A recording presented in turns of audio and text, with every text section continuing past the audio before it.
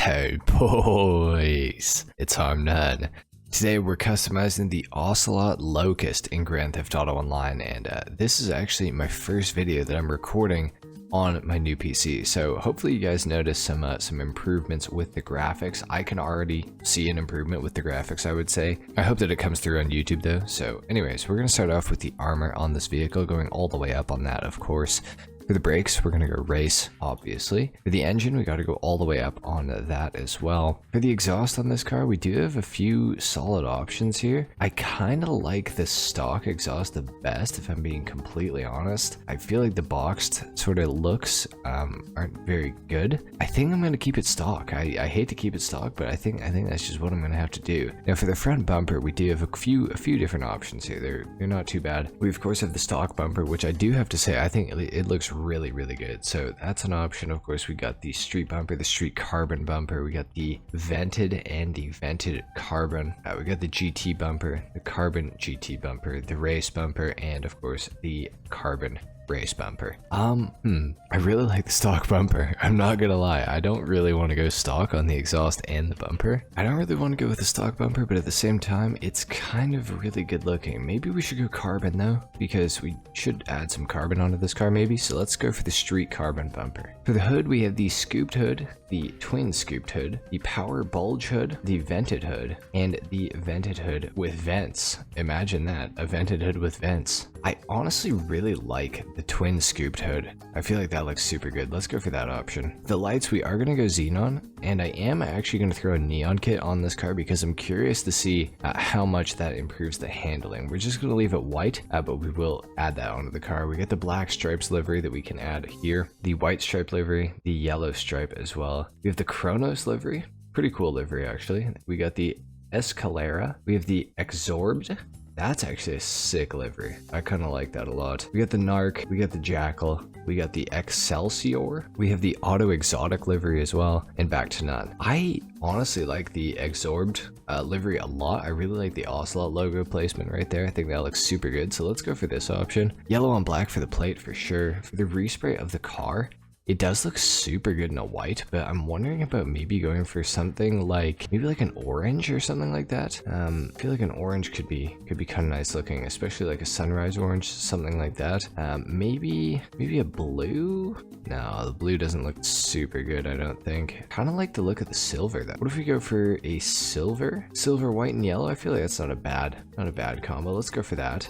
Oh, we can actually change the white to silver as well. Let's actually do that. Or do we want to make this yellow? Hang on now. Let's see. It really depends if we can color match the yellow. Do yellow is kind of close. Race yellow is kind of close, and the normal yellow is kind of close as well, but none of them are like a perfect match, I don't think. I feel like race yellow is going to be the best option. Let's go for that. It kind of matches. I know it's not perfect, but it's as close as we can get right now. So we'll go for that. Now for the roll cage, we do have quite a few different options here. Now I wish that this car actually just had a roof. That would be super ideal, but unfortunately for us, it does not have a roof. So do we want to add a roll cage? That is the question. I kind of feel like I should. I feel like this car could definitely benefit from a roll cage. I feel like it honestly looks like good to have one. I just don't know. Do we want to do the secondary with colored seats or the primary with colored seats? I feel like some more silver wouldn't be bad. Let's go for the primary with the colored seats. For the skirts on this thing, is there anything that we can add here that like looks good? I'm not 100% sure yet. The carbon racing skirt isn't bad. I almost feel like I like the regular street skirt a little bit better though. Maybe we go for the primary street skirt because I kind of like it. It has the yellow there and then also the silver on the inside. Let's do that one. I feel like that looks pretty good. For the spoiler, we can go for the carbon spoiler, the primary GT, carbon GT, the primary aggressive spoiler as well. Got the carbon aggressive, the primary street, carbon street, or of course the primary race or the carbon race. I feel like I actually kind of like the stock spoiler, but just in carbon. I feel like the carbon's kind of a nice touch. It adds a little bit more onto it. I think we are going to go for this option. For the suspension, we're going to slam this thing all the way down. For the transmission, all the way up. The turbo as well. Let's go all the way up on that. All right, next up for the wheels, I think that I kind of want to go for something carbon on this. I feel like carbon is going to be kind of a nice option to go for because we didn't put all that much in the way of carbon on this vehicle. So I feel like going for something like the Solars maybe would be kind of nice. At the same time, I am kind of tempted to go into the street category and see what we can do here. Something like, oh, you know what? Actually, the concave racers look really nice on this, I have to say. Let's see what else we can do though. True Fade concaves work okay. Hyper Fresh, they're okay as well. The endos are actually kind of sick. Man, I'm almost tempted to go for the endos, but at the same time, they're not quite what I'm looking for. What about the Sugoi concaves though? Let's go Sugoi concaves, I think. I think those are going to be a good looking rim. Do we do them in black? Do we want to do them in a different color? Let's see. Could go for a race yellow on the wheels. It's kind of a lot, but at the same time, it kind of works. I almost like it. I really almost like it, but I don't know if I can do it. Yeah, I can't do it. I can't do it. Let's just go black. Let's go black. Bulletproof the tires for sure. Obviously there's no windows to tint on this car, so that is it for the customization portion. Let's take this thing outside and see how it sounds. Obviously we're then going to get into the full review on the vehicle as well, so let's take a listen.